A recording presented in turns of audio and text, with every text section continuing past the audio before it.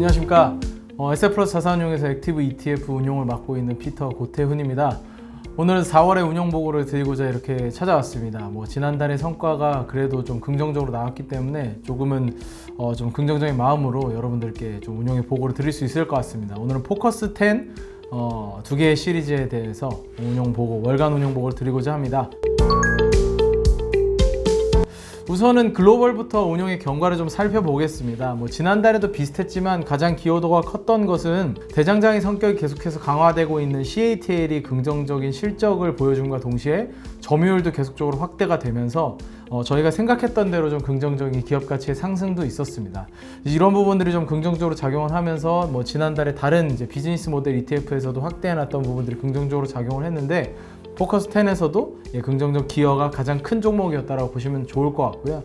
지난 4월달 동안 빅테크 기업들이 실적 발표를 계속해서 했는데요. 광고 업황에 대한 회복이랑 거기에 더해서 AI 서비스 관련된 강화도 좀 전망이 되는 알파벳이 좀 긍정적인 실적을 발표를 하면서 거기에 또 컨퍼런스 콜 내용도 긍정적으로 제시가 되면서 좋은 기여가 있었다라고 보시면 좋을 것 같습니다. 지난 4월에 저희가 부정적 기여가 한 종목은 사실 그렇게까지 큰 비율은 아니었지만 이제 모멘텀이 다소는 좀 부족했던 마이크로소프트가 4월 월초 실적 발표하기 전 구간까지의 부진이 좀 있었는데요. 사실 실적 발표하고 난 이후에는 굉장히 긍정적인 실적 발표가 이어지면서 회복되는 흐름이 좀 나타났습니다. 그래서 그런 부분들도 어느 정도 5월 들어와서는 다 회복되는 상황이다 라고 보시면 좋을 것 같습니다. 비중 변동 같은 경우는 저희가 4월 달 동안 4월 31일 기준으로 지금 오늘의 데이터를 말씀드리는 거기 때문에 특별한 비중의 변동이 없이 주가의 변동만으로 좀 변화가 있었다라고 보시면 좋을 것 같고요.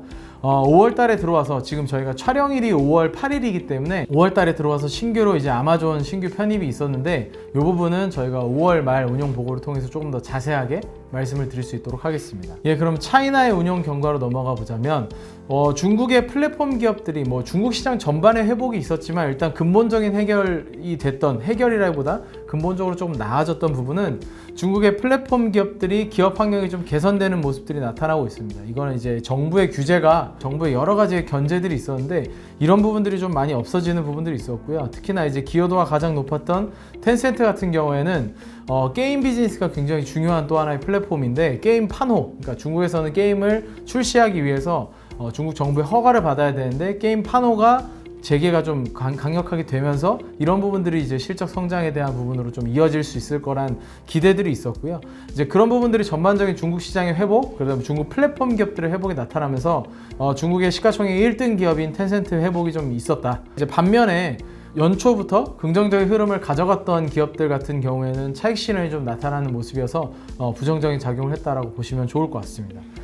비중 변동에서는 중국 시장 내에서 배달 시장 내에서 더우인이라고 틱톡이랑 경쟁이 굉장히 계속해서 심화되어 나가던 와중에 메이투안이 좀 부정적인 상황이 계속 있었는데 이 부분이 좀 경쟁 완화가 되고 있는 상황입니다. 더우인이 이 배달 시장에서 조금씩 발을 빼는 모습을 보여주면서 이제 경쟁 완화가 되고 있는 모습이고요. 그러면서 배달 시장에서 확실하게 1등 기업 지위를 확고히 하고 있는 메이투안 같은 경우는 실적도 좀 긍정적으로 나오고 여러 부분에서 좀 긍정적인 부분이 있었기 때문에 저희가 비중도 확대를 하고 저희 펀드의 기여도 좀 긍정적이었다라고 보시면 좋을 것 같습니다.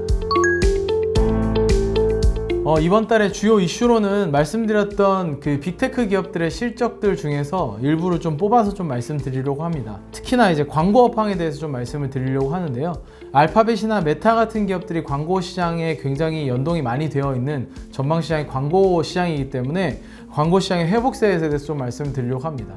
일단 메타 같은 경우도 그렇고 알파벳 같은 경우도 그렇고 실적이 굉장히 긍정적으로 나왔습니다. 메타 같은 경우는 전년 대비해서 매출액 성장률이 27% 정도가 나왔고요. 메타라는 기업이 가지고 있는 플랫폼들, 페이스북, 인스타그램, 왓츠앱 이런 그 플랫폼들이 굉장히 많이 있는데 이런 패밀리 플랫폼들의 데일리 액티브 유저, 하루에 한 번이라도 이걸 여러 번 유저가 지금 32억 명을 달성을 하고 있거든요. 굉장히 놀라운 수치입니다. 사실 전 세계 인구를 고려했을 때 하루에 한 번이라도 들어온 사람, 세계 중에 한 개라도 한 번이라도 들어온 사람인데요. 뭐 예를 들면 제가 뭐 하루에 페이스북, 인스타그램, 왓츠앱을 다 들어가더라도 카운팅이 한 번 되는 거기 때문에 이렇게 보면은 굉장히 좀 큰 수치라고 보시면 될 것 같습니다. 근데 이 수치 자체가 여전히 전년 대비해서 7% 정도 성장을 하고 있는 상황이기 때문에 플랫폼의 파워는 계속 좀 커지고 있다라는 부분은 좀 긍정적이었고요. 거기에 더해서 좀 인상적이었던 거는 애드 임프레션이라는 게 있고 에버리지 프라이스 퍼 애드라는 게 있는데요. 이게 그냥 쉽게 말씀드리면 애드 임프레션은 광고를 할 수 있는 지면의 숫자이고요. 에버리지 프라이스 퍼 애드는 말 그대로 평균 가격입니다. 그 하나하나의 단가인데요. 이게 두 개가 동시에 올라온 경우는 흔치 않습니다. AI로 인한 타겟팅이 좀 긍정적으로 작용을 하면서 메타 같은 경우도 애드 임프레션이 20% 성장을 했는데 에버리지 프라이스도 6% 정도 성장을 하는 실적상으로는 굉장히 긍정적인 흐름이 나타났다라고 보시면 좋을 것 같습니다. 이러한 흐름은 알파벳에도 동일하게 나타났는데요. 알파벳의 매출액은 전년 대비 한 15% 정도 성장을 했습니다. 근데 알파벳이 분기 매출액이 100조 정도 나오는 회사이기 때문에 이 정도 성장한 것도 굉장히 큰 성장이라고 보시면 좋을 것 같고요. 그 안에도 이제 구글 같은 경우는 구글 클라우드가 있기 때문에 알파벳 전체 성과에 완벽하게 뭐 광고만 있는 것은 아니다라고 보시면 좋을 것 같은데 조금 더 들어가서 보자면 알파벳에서도 좀 성장이 괜찮았던 건 유튜브 애즈, 그러니까 유튜브에 광고가 붙는 것들이 지금 한 전년 대비 21% 정도 성장을 했습니다. 알파벳도 마찬가지로 AI로 인한 타겟팅 효율이 증가를 하면서 그런 부분들로 인해서 광고가 전반적으로 긍정적이었다. 광고 전체적인 업황이 좋았던 하나의 포인트가 있었지만 두 번째 포인트로는 중국의 이커머스 업체들의 광고가 굉장히 많이 늘었다는 표현을 두 회사 다 해주고 있는데요. 중국의 이커머스라고 하면 우리가 잘 알고 있는 알리익스프레스라든지 핀도더가 하고 있는 테무 같은 그런 플랫폼들인데 그런 플랫폼들이 미국에서 지금 광고를 굉장히 강력하게 하고 있습니다. 특히 테무 같은 경우는 그들의 그 월간 활성 사용자 수를 계속 늘리고 플랫폼 파워를 늘리기 위해서 광고 지출을 굉장히 많이 하고 있는데요. 이 같은 광고 지출을 아마존 같은 이제 전자상거래 업체에다 할 수 없기 때문에 알파벳이나 메타 같은 광고 시장에 대한 그 지면이 더 많이 가지고 있는 인벤토리 더 많이 가지고 있는 회사들의 지출을 더 많이 늘리고 있고요. 이러한 중국 이커머스 게임 광고주들의 지출이 긍정적인 효과를 나타냈다라고 메타의 컨퍼런스 콜에서도 제시가 됐고요. 그다음에 알파벳 같은 경우는 약간 좀 더 뭉뚱그려져 있긴 하지만 아시아 소재의 이커머스 업체들의 광고비 지출이 긍정적이었다라는 이야기를 하면서 긍정적 요인으로 좀 작용을 하고 있습니다. 작년 한 연말 정도, 한 3분기 정도부터 광고 업황이 크게 돌아서면서 조금씩 회복되는 모습들이 나타났던 거에 가장 중요한 요인 중에 하나가 중국의 이커머스 업체들의 광고비 집행이었습니다. 예, 그럼에도 불구하고 지금의 구간에서 저희가 알파벳을 좀 더 선호하고 알파벳의 실적 발표가 실제 시장에서도 조금 더 긍정적으로 작용했던 원인을 좀 살펴보자면 메타 같은 경우는 이러한 광고 시장의 성장을 얘기하면서도 반대편에서 좀 다른 이야기를 했습니다. 메타 같은 경우는 지금 굉장히 AI에 대한 투자를 강화를 하고 있습니다. 마크 저커버그가 나와서 실제로 했던 얘기는 우리가 지금 당장 수익화에 대해서 고려하는 것은 아니다. 충분한 스케일이 나왔을 때 수익화에 대한 고려를 할 것이다 라는 식의 이야기를 하면서 사실 투자자들 입장에서는 언제 이게 회수될지 주주에게 환원될 수 있는 이익으로 연결될지에 대한 조금 물음표 이런 것들이 좀 나올 수밖에 없는 컨퍼런스 콜의 내용이 있었다라고 보시면 좋을 것 같고요. 반면에 알파벳 같은 경우는 이번 실적에서도 좀 긍정적으로 나왔던 요인 중에 하나를 이야기하면서 이제 본인들의 검색 광고를 할 때 AI 검색을 활용을 하는데 구글의 제미나이 모델이죠. 제미나이 모델을 활용한 검색 결과가 나오는데요.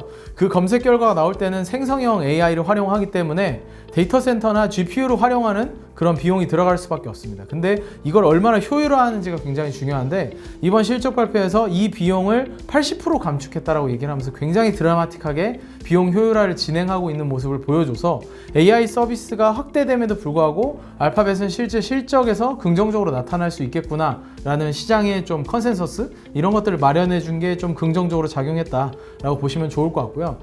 작년의 메타의 흐름과 올해 알파벳의 흐름이 동일하게 나타나는 것 중에 하나가 알파벳이 이번 컨퍼런스 콜에서 얘기했던 게 주주에게 돌아오는 환원율을 굉장히 많이 늘려주겠다라고 얘기를 했습니다. 특히나 이제 최초로 현금 배당을 진행을 하면서 뭐 배당 수익률이 그렇게 높지는 않지만 알파벳은 지금까지 성장을 위해서 계속해서 재투자를 하는 기업이었는데 주주에게 환원되는 실질적인 현금 배당이 진행되게 되었고요.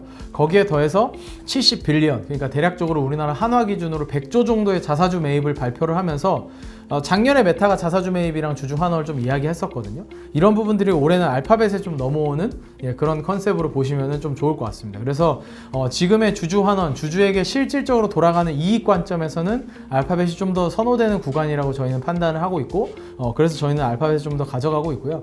그리고 또 하나 주목해봐야 되는 실적 발표에서 특이사항 중에 하나가 테슬라가 발표했던 실적의 내용이었는데요. 뭐 테슬라의 실적 발표는 사실 숫자 자체는 좀 실망스러웠습니다. 근데 숫자가 실망스러울 거라는 거는 시장에서도 모두가 어느 정도 이해하고 있던 부분인데, 테슬라가 보여줬던 반전의 포인트는 컨퍼런스 콜 내용, 그러니까 일론 머스크가 얘기하면서 나왔던 내용들이 있었습니다. 한 두 가지 정도만 좀 말씀을 드리면 좋을 것 같은데요.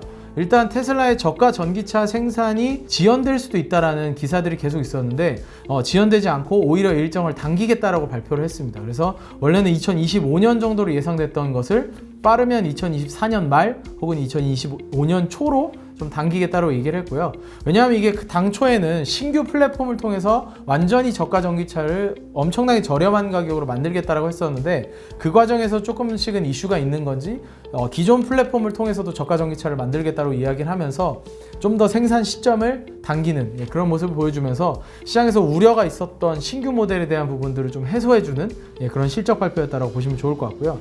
그 다음에 이제 두 번째는 저희가 항상 말씀드리는 테슬라의 플랫폼 비즈니스로의 변화 과정에서 가장 중요한 자율주행 서비스인데요.